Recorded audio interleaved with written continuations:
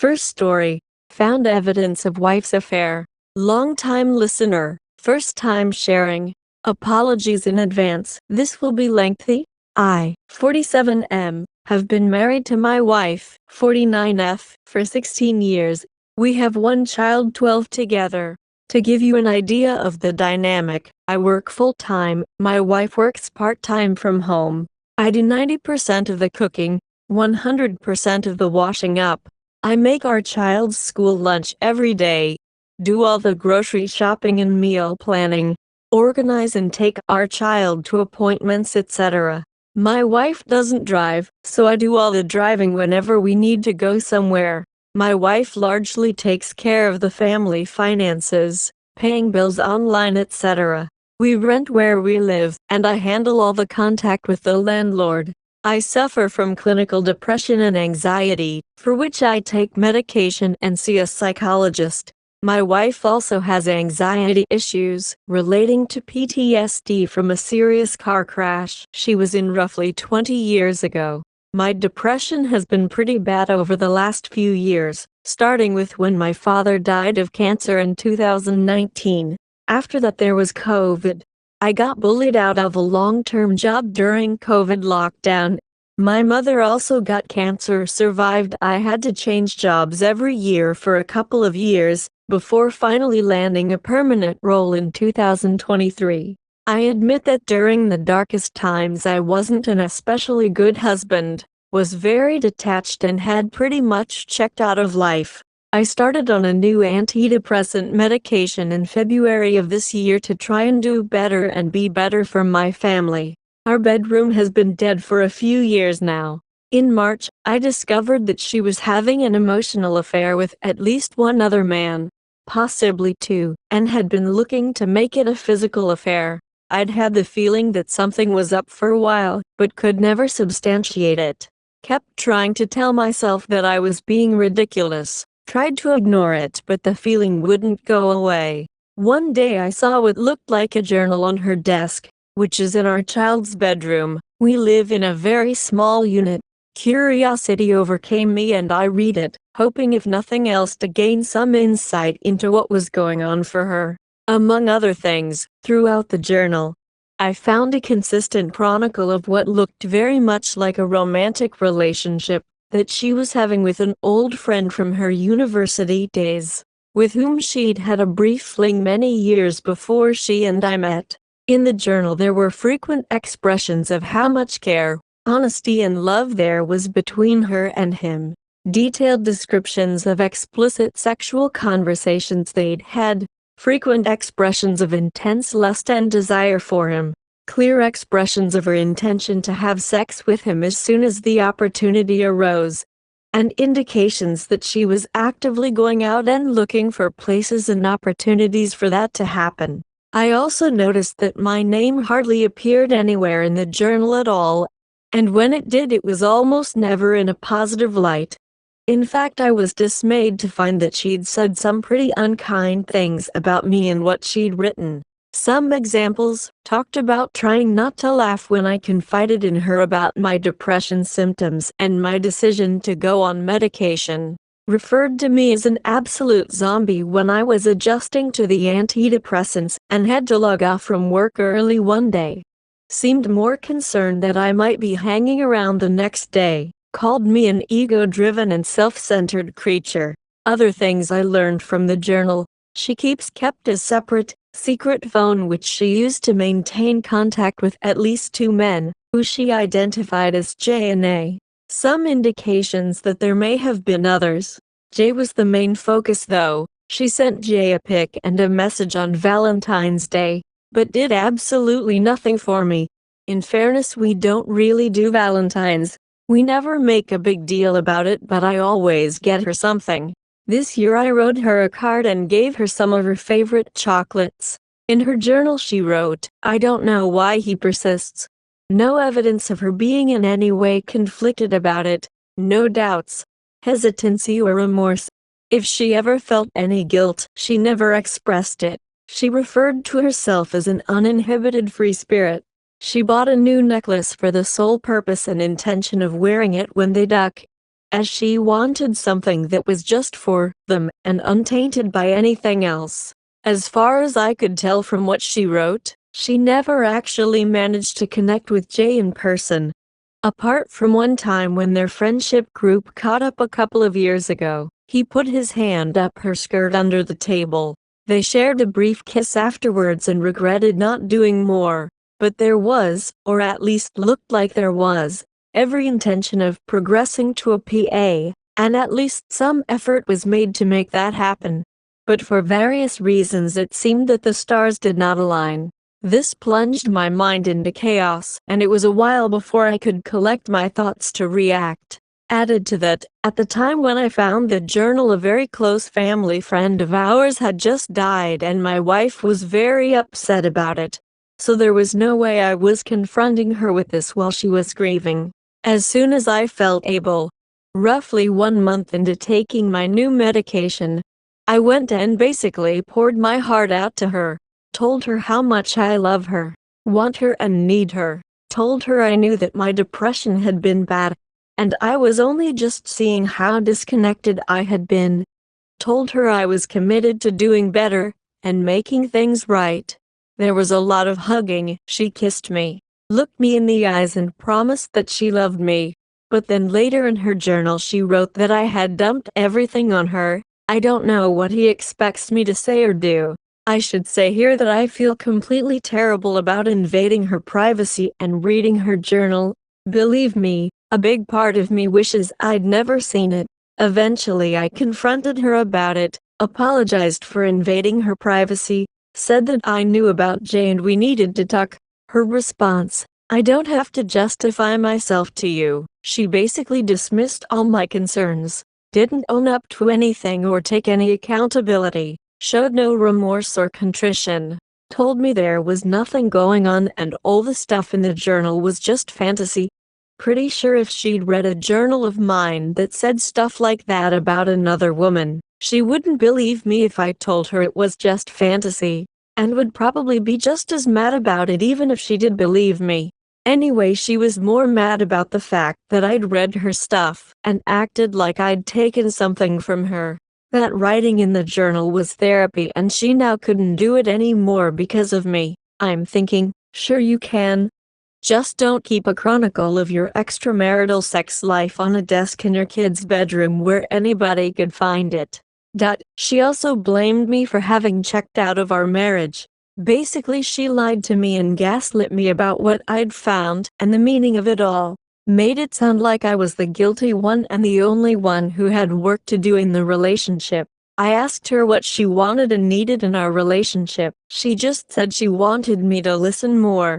She didn't ask me what I wanted or needed. I subsequently wrote a heartfelt note telling her exactly what I wanted and needed, but she never even acknowledged it until I asked her about it directly days later. I was stuck. I'd expected this big watershed moment, and I got nothing. She had burned all her journals after I told her that I'd read them. I understood she did this routinely anyway, and despite looking I never found her extra phone, which undoubtedly would have been the smoking gun. Case not proven, court adjourned. I thought it would be D-Day, but things just sort of went back to normal instead. Fast forward to today. Things have been noticeably better between us. Fewer arguments and she seems happier and calmer in general, and has been kinder and more supportive. I want to trust these actions. I want to put my faith in us and believe that we're moving forward.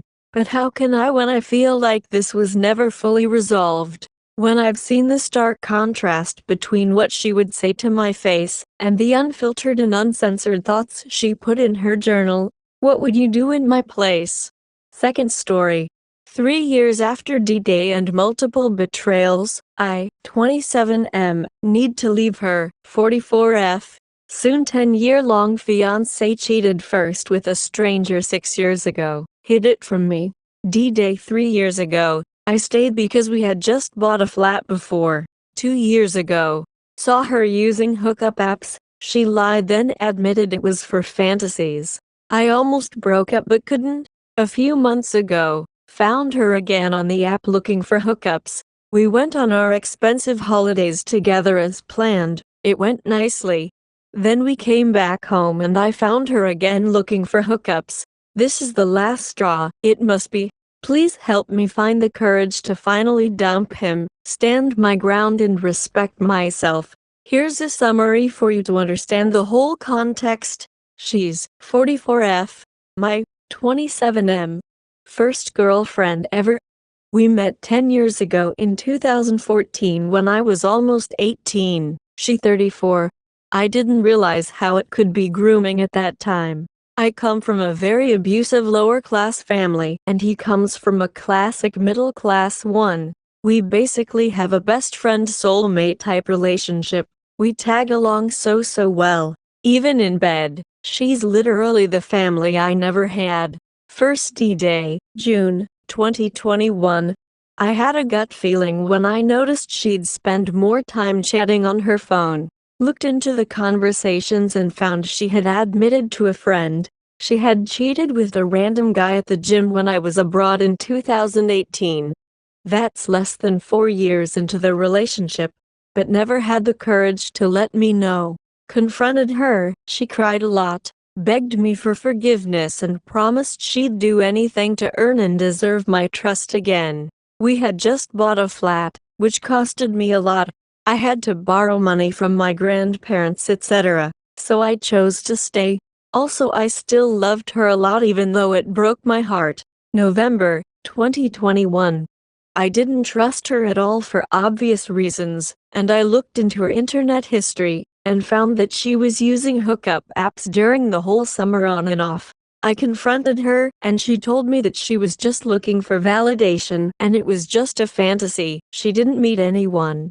I only saw some messages implying she had exchanged pics and what she likes to do in bed. Disgusting enough.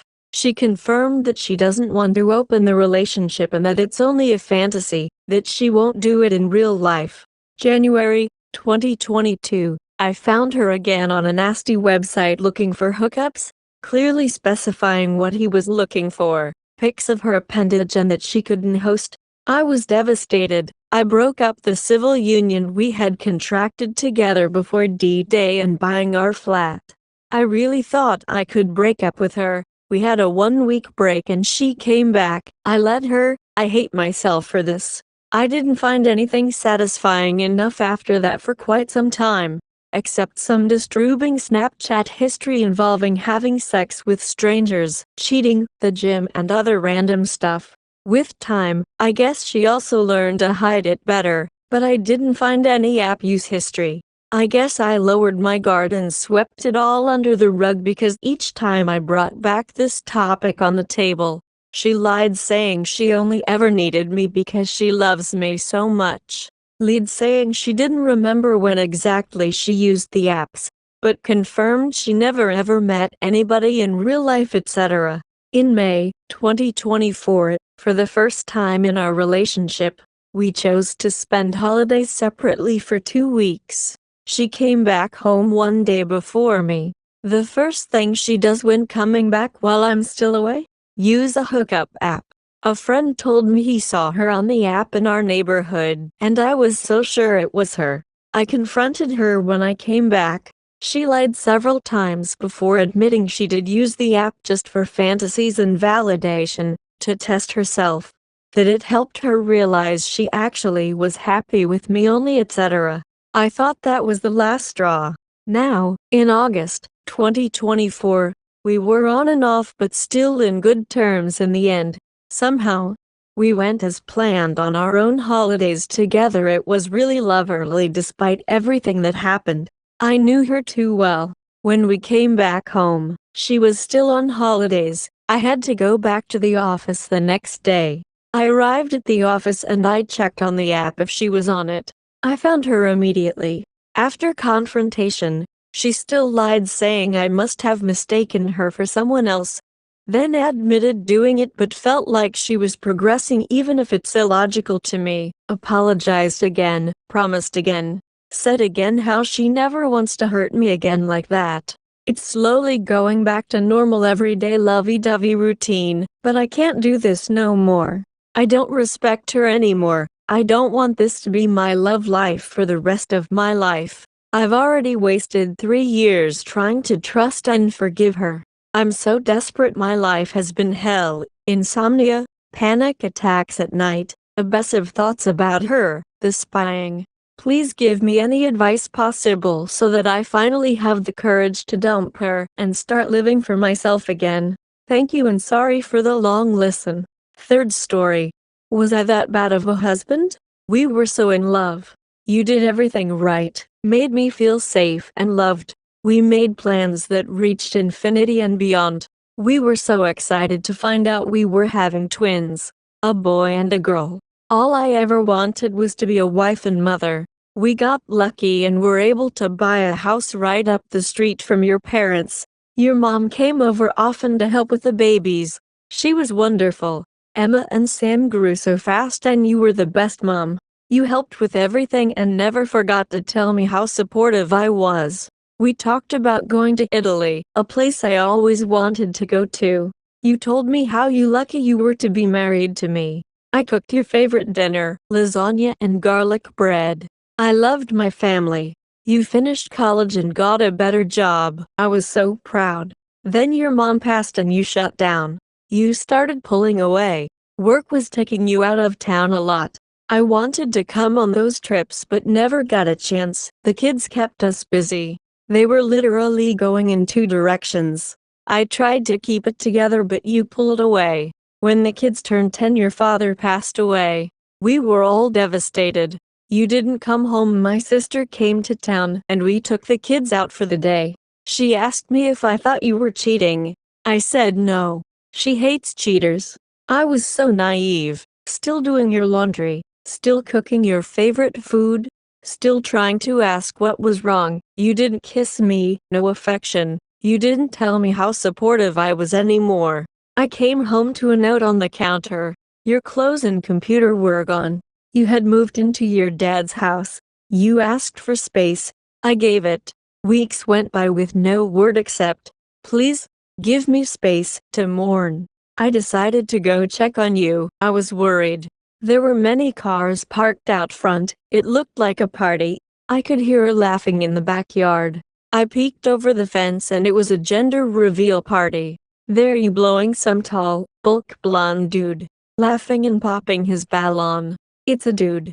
Then you saw me and screamed and pointed, "Get the fuck out of here." Everyone looked at me. The anger in your face was horrific.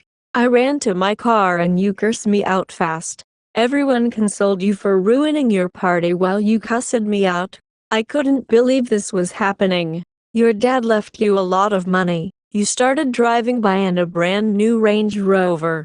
You would scream at me and honk 3 or 4 times a day. Every time you went by, I started getting harassing text messages telling me to go hell. I changed my phone number several times. I did not feel safe. Then the video you posted on TikTok of the gender reveal went viral and you both got fired. You blamed me, sent me rapid-fire harassing messages all day long. I came out of the store and someone had keyed "bitch" into the side of my car in huge letters. I broke down. My brother came and served you divorce papers. He said him grabbed them and threw them around the yard, while you stood there not knowing what to say. You and him had been close at one time. My sister did my hair for court and my brother represented me. You brought him. I was shocked that this vile, ugly person killed my marriage. And when he smirked and laughed in court, the judge threw him out of the room. He blamed me. The harassment grew and the kids went to visit weekly. They hated him. He smoked and drank and loved to spend your dad's money. He tells my kids, "You never loved me." Then the kids said you lost the baby. Secretly I was glad. I cried when they said he took you on a trip to Italy. I couldn't believe it. When you got back, we heard that he was arrested for using drugs. Fentanyl had caused his to lose your child. He wrecked the Range Rover. You kicked him out. Weeks went by. You sent me a text that said hey. I did not answer, so you came to the door. I didn't want to talk, but I listened. You were sorry. You had lost both parents and he was there for you. I was too busy with the kids, the house, the laundry. He pursued you. You were weak. You still love me. You never really loved him like you love me. I asked if I was that bad of a husband.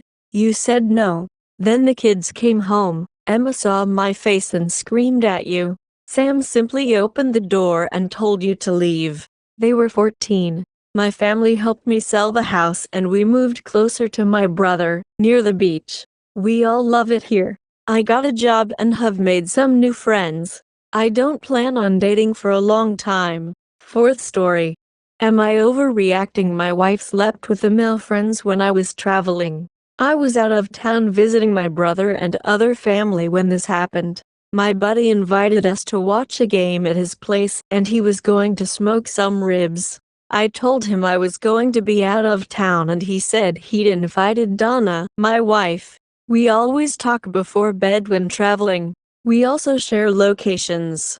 We've been married for more than 20 years. She never mentioned that she had plans, so I assumed she was staying home.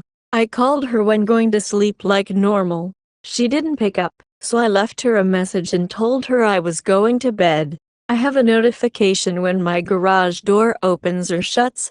I woke up at around 3 a.m. and realized I hadn't received a garage door notification. I called her again and got no answer. I checked her location and she was at my male friend's house. I called a bunch of times and she doesn't pick up. At 5 a.m. I get the garage door notification. I sent her a screenshot of her location at 3 a.m. and said, "What the duck, you slept over at a dude's house." The next morning I call her again and she answers and seemed shocked. I was upset. She said she had too much to drink and he let her sleep in his guest room. I asked her if anyone else slept over, and she said that her female friend Amy did, but that Amy slept with my buddy. This guy is nice and intelligent, but quite pudgy. I doubt anything happened, but it certainly looks bad. I'm kind of surprised Amy would do him, so maybe Donna would? I really don't know what to think. Am I overreacting? I'm on the way back home from my trip. When my flight landed on board I got an anonymous text, which including a video showing Donna and Amy the both doing my buddy on his bed. I knew there had fourth person which recorded this video by handheld. I didn't accuse her of infidelity, because we are on open relationship. On the other hand, at least they used protection. I saw on the video. I said it looks terrible. She should have told me both her initial plans and that she was going to sleep over. All she needed to do was text me. I honestly believe she would have never told me anything if I hadn't showed her the location screenshot. I think she probably didn't tell me because she is hiding the fact that she drinks too much. I don't think she would be intentionally unfaithful, but she is the queen of bad decisions, especially when drinking. I seriously doubt anything happened. Other background that may possibly be pertinent: I'm a young retired, highly successful entrepreneur and wealthy. I keep in great shape, have a much higher sex drive. We have as much sex as she can stand. She seems very satisfied. We have lots of big parties and a lot of amazing friends. Even a second house on the ocean. If she were sleeping with him, someone probably would have told me. The issue is that she didn't tell me anything, probably for the reasons above.